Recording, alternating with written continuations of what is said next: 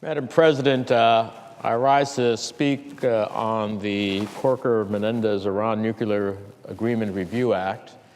And as I have said from the start, bipartisanship on this legislation has always been the key to making sure that Congress has the ability to review any agreement with Iran, a nation that we can not trust. And it is critically important that that bipartisanship is preserved. Now, as we head to a 2 o'clock vote on cloture to move forward on this bill, let me just say I want to thank Chairman Corker for his leadership. I want to thank Ranking Member Cardin for taking up the cause and for helping to bring this legislation to this point, starting with a unanimous vote out of the Senate Foreign Relations Committee. At the end of the day, we can pass a bipartisan bill almost as Senator Corker and I first envisioned it. Now, it's been a long and difficult process. There has been debate, disagreement, some amendments, but we have almost reached the finish line. And despite the good intentions, and I will say the good intentions of many of the amendments, some of which I agree with, we cannot risk a presidential veto, and we cannot, at the end of the day, risk giving up congressional review and judgment. That is the critical core issue before the Senate. Will we have congressional review and judgment on probably the most significant nuclear non-proliferation, national security, global security question, I think, of our time? We cannot risk having no oversight role. And without the passage of this legislation, we will have missed an opportunity to send a clear message to Tehran. So as we near the finish line and hopefully agree to govern as we should, I believe we will ultimately pass legislation without destroying what Senator Corker and I carefully crafted and was passed unanimously out of the committee. From the beginning, we fashioned language to ensure that Congress plays a critical role in judging any final agreement. And I want to also recognize Senator Kaine, who had significant input as we were devising the bill, and for his support. The bill we crafted was intended to ensure that if the P5+1 and Iran ultimately achieve a comprehensive agreement by the June deadline, Congress would have a say in judging that agreement. Now, a core element of the framework agreement that is, I guess, the foundation of the negotiations leading into June is about sanctions relief as a core part of it, at least from the Iranian perspective.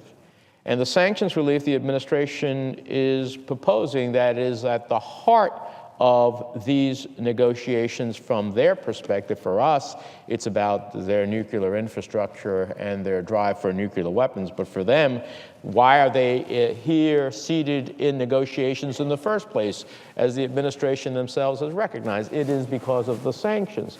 Well, that was crafted by Congress, and it was enacted by Congress. And we should be the ones to make a determination of whether or not it is appropriate to relieve those sanctions. Now, I have to say, as one of the authors of those sanctions, I never envisioned a wholesale waiver of sanctions against Iran without congressional input and without congressional action. So the message I believe that we can send, and I hope we will do it powerfully, is to Iran is that sanctions relief is not a given. And it is not a prize for signing on the dotted line. Now, make no mistake, having said that I hope we can have a strong bipartisan vote on this bill, I have serious questions about the framework agreement as it stands today, from the different understandings that both sides have of the agreement, which is, I guess, part of the challenge of not committing it to writing, one document in writing, about the pace of sanctions relief. I increasingly get alarmed that there is a suggestion that there will be greater upfront sanctions relief. I don't believe, as I said, that Iran should get a signing bonus. I'm concerned about the recent statement by the president that he could envision greater sanctions relief coming up front for Iran. I have real questions about where is the spectrum of Iran's research and development authorities as we move forward, and how far they can advance their research and development as it relates to nuclear power.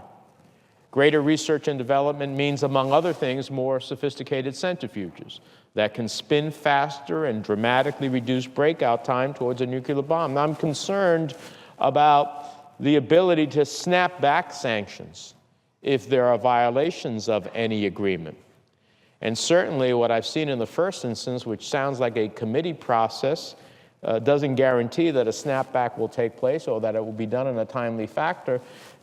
And ultimately, snapback in and of itself is a challenge because it doesn't recognize that it takes time for sanctions to actually take effect. So even if you snap them back as a saying, well, we won't have to go to the law again to have them in place, to have them take effect, to pursue its enforcement, we have learned takes time. And time is something that is ultimately not on our side. I'm concerned about the International Atomic Energy Administration's ability to obtain anytime, anyplace snap inspections.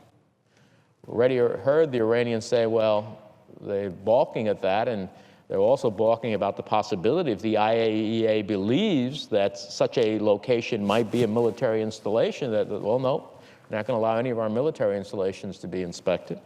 Well, that's a surefire way to guarantee that if you want to ultimately violate the deal, do it at a military site where you're not allowed inspection to take place. I'm concerned about what I hear that the administration is trying to differentiate between the Iranian Revolutionary Guard and the Quds Force to provide greater sanctions relief. Both, as far as I'm concerned, are terrorist groups, and as far as I'm concerned, are clearly covered by U.S. law. So trying to get the Treasury Department to differentiate is really problematic and concerning. I'm deeply disturbed that the agreement does not speak to the long-established condition that Iran must come completely clean on the question of their possible weaponization of their nuclear program. We need to know how far along Iran progressed in their weaponization so that we can understand those consequences as it relates to other breakout time issues. And above all, I'm concerned that when you read the framework agreement, while it does talk about some things in longer time frames, the core question as to when Iran could advance its nuclear program in a way that they want to and that I think is problematic is at the expiration of 10 years. Does that mean we are ultimately destined to have Iran as a nuclear weapons state after that period of time? That cannot be and should not be the ultimate result. So I say all of those concerns to say to my colleagues, even though I passionately believe that this legislation is critical for us, it is not that I don't have concerns, but this legislation is the vehicle by which we can judge. Now, maybe these issues will be resolved in a negotiation, I don't know. But ultimately, without this vehicle, we have no final say on an agreement, and we have no oversight role with established parameters for compliance. I'm concerned that the sanctions relief comes without what appears to me a broader Iran policy in terms of how does we contain its acts of terrorism. It clearly is the largest state sponsor of terrorism. We see its hegemonic interests. We see it as a major patron of Assad in Syria, what is happening in Yemen, what is happening in different parts of the region. I'm concerned about its missile technology. So there are a lot of elements here of concern at the end of the day. And I would say to my colleagues who feel passionately about some of these amendments that they have offered, this isn't the only bill in which we can consider those things. I stand ready to work with colleagues immediately on pursuing other concerns such as missile technology, such as terrorism, such as their human rights violations, such as their anti-Semitism, such as the Americans who are being held hostage, and to look at either sanctions or enhanced sanctions if they already exist on some of those elements that we should be considering. That's separate and apart from the nuclear program. So I'd be more than willing to work with my colleagues to deal with all of those issues. And I will say that even as we have worked to give the administration the space to negotiate and believe very passionately in this legislation, it bothers me enormously that just last week, Reuters reported that Great Britain informed the United Nations Sanctions Panel on April 20th of an active Iranian nuclear procurement network apparently linked to two blacklisted firms, Iran's centrifuge technology company called TESA and Calais Electric Company, KEC.